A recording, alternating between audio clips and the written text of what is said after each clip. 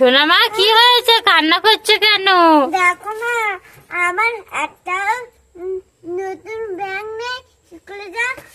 আমার ব্যাগটা ছিঁড়ে গেছে, সেই জন্য কাঁদছি। সেই জন্য কান্না করছো? কান্না করতে হবে না, আরে কাঁদে না। এই দেখো, তোমার জন্য আমি একটা নতুন ব্যাগ কিনে নিয়ে এসেছি। দেখো দেখো,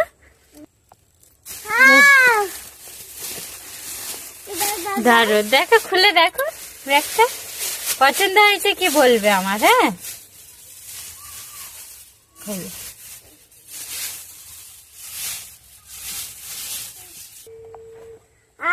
আমার খুব পছন্দ হয়েছে।